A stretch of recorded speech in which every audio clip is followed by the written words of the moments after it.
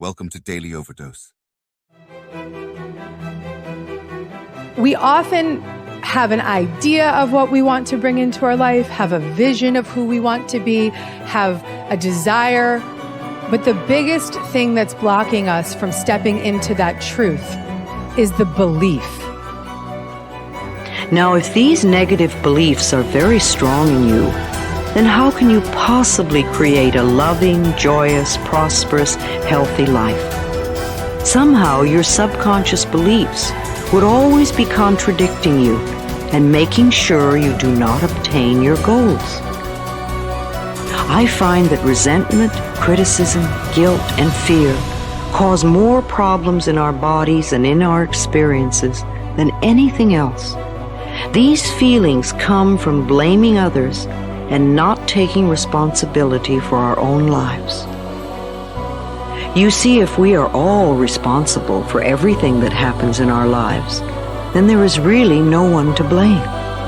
Whatever is happening out there is only a mirror of our own inner thinking. When we have a problem, a difficulty, a struggle that is located inside, and we're looking for the solution outside, someplace outside of ourselves. It would be like going to the doctor and telling him all of your symptoms. And the doctor says, oh boy, you've got a lot of symptoms. And he starts writing out prescriptions. You need a prescription for this symptom, you need a prescription for that symptom. And finally, he gets this 4 or 5, and you go to walk out, and you say, well, I'd like my prescriptions. He said, no, I'll give this one to your mother-in-law, and I'll give this one to your neighbor, and I'll give this one to your daughter, and I'll give this one to your father. I mean, you're the one with the struggles and with the difficulties, expecting somebody else to change or something outside of you to get better in order for you to make your life work is something you have to really take a hard look at. It's in here. We have to feel love for ourselves and love for life in order for us to have love in our life. And so then to instruct people how to teach their body emotionally how that future could feel like before it's made manifest. If they do it properly, their body as the unconscious mind begins to believe it's living in that future reality in the present moment. And they're beginning to signal new genes in new ways that begins to change their body to look like the event has already occurred. So we need new ways of thinking, new ways of living, and it comes down to something very simple. The most simple is about love. The bottom line, do we love ourselves enough to live our lives in a way that gives our bodies what they need to do what they know how to do really well? Do we love ourselves enough to live and to think in a way that allows the best version of ourselves and the best versions of our families and communities to come forward? So when you stand in this place of knowing that if this time-space reality has created within you a desire for something, this time-space reality will deliver the goods to you. So when you stand in that knowing and then you couple it with your belief in your righteousness or worthiness to receive it. When you're putting in a wish and a desire, put it in as if you already have it. I am healthy. I am a good relationship person. I have a great job. What's that? I say, it's like I already have it. And yet most people don't have it. So they'll say, I want a great job. I want a great relationship. I want to be healthy. And I go, make a recording of those words. We just said that. I want to be healthy. Today, right now, Tuesday, we're going to make a recording. I say, now come back in 1 year and let's push the button on that recording. And we come back a year later and it says, I want to be healthy. I go, it's a whole year and you still want to be healthy? Still don't have it, right? You didn't say I am healthy. All you're emphasizing, I have a desire to be healthy. I want to be healthy. I have a desire to be healthy. I go, you can have that desire the rest of your life. You're not going to get healthy. You want to be healthy, you say, I am healthy. But then you look and say, yeah, but in reality, I'm sick. And I go, no. The function of the mind is to take the program and turn it into reality. So if I am sick, but I put a program in, I am healthy, the mind looks, like, well, wait a second, the program is I am healthy, but the body is not healthy, so what's the function of the mind? Create health in the body. It doesn't change the program. it changes the body. And so the idea is this: every time we put a program in, it has to be as if you already have it, in spite of the fact you could be dying of cancer. I go, I am healthy. It sounds kind of weird. And I go, don't worry about it. Just put it on I am healthy, because once it is a program, the function of the mind is to manifest it as reality. Mm-hmm. That's the part. And so my little caveat, you brought it up, I'm emphasizing it, and that was simply this: that whatever you're downloading, you have to say it as if you already have it. Because if you put a future tense on it, I will, I want, I say, if you record that, that means you will always want to have it. I will do this. You won't get there. So I just wanted to bring that in, because if we're making a program, then you must make sure it says as if you already have it, in spite of the fact you don't. Top people look for the good in every situation. They know that it is always there. No matter how many reversals and setbacks they experience, they expect to get something good out of everything that happens to them. They believe that every setback is part of a great plan that is moving them inexorably toward achieving the great success that is inevitable for them. If your beliefs are positive enough, you will seek the valuable lesson in every setback or difficulty. You will confidently believe that there are many things that you have to learn on the road to achieving and keeping your ultimate success. You therefore look upon every problem as a learning experience. Napoleon Hill wrote, "Within every difficulty or obstacle, there is the seed of an equal or greater advantage or benefit."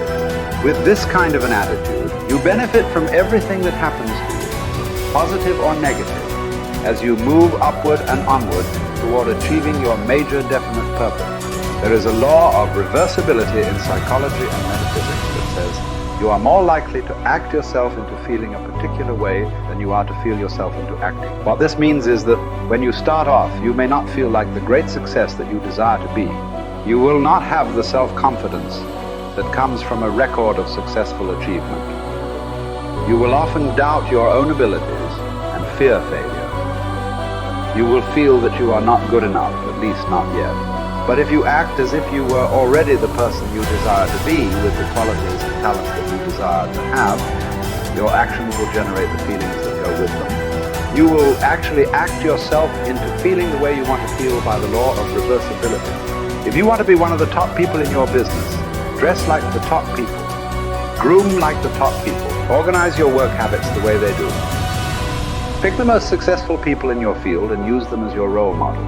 If possible, go to them and ask them for advice on how to get ahead more rapidly. And whatever advice they give you, follow it immediately. Take action. When you start to walk, talk, dress, and behave like the top people, you soon begin to feel like the top people. You will treat other people like the top people do. You will work the way the top people work. You will start to get the results that the top people get. In no time at all, you will be one of the top people yourself. It may be trite to say fake it until you make it, but there is a lot of truth to it. Your main job in life is to create the mental equivalent within yourself of what you want to realize and enjoy in your outer world. Your focus must be on creating the beliefs within yourself that are consistent with great success you want to be in your outer world. You achieve this by challenging your self-limiting beliefs, rejecting them, and then acting as if they did not exist. You reinforce the development of new life, enhancing beliefs by increasing your knowledge and skills in your field to the point where you feel equal to any demand or challenge. You accelerate the development of new, positive beliefs by setting bigger and more exciting goals in every area. Finally, you act continually as if you were already the person that you desire to be. Your aim is to reprogram your subconscious mind for success by creating the mental equivalent in everything you do or say. Momentum develops the mindset. Momentum conditions the mind to confidence. Like just moving forward every day, even a small thing. If you just said, every day I'm gonna do 3 things to move my life forward, and you just did those 3 things every single day. Today I'm gonna do these 3 things to move my life forward. It could be sending an email, calling somebody, having that prospect meeting. It could be as simple as like, oh, okay, I'm gonna work towards this goal. I'm gonna finish this presentation. I'm gonna create this thing. Whatever it is for you, like do that thing. Maybe it's like, oh, today I'm gonna work out today. Great, you worked out. Your mind goes, I said I was gonna work out, I worked out. I developed a little more confidence because you were congruent with your intentions. See, action is what makes us congruent with our intentions, right? That old thing you've heard me say, if you've been studying my work for a long time, intention without initiative is just sorry hopes. It really is. Intention without initiative is just sorry hope. You have to apply yourself again. And I know you already know this. Listen, a lot of people watching this, you're already a confident person. Okay, what's the next level of action that will raise you up to the next level of success? What's the next level of action and bold decision making that will change your life? I know you might already be a confident person, so what's your next level of action? Well, Brendon, I already feel confident going up and talking to a person. Great, now go up and talk to 4 people. Good job. Okay, well, Brendon, I already feel good, trying to put out this message. Great, do it again, be more vulnerable.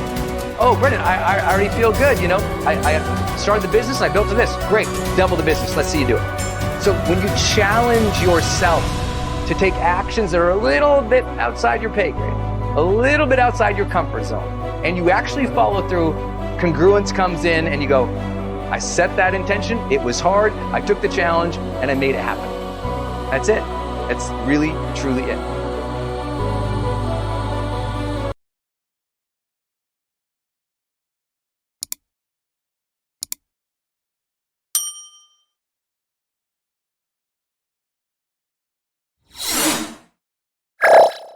Thank you for watching our videos.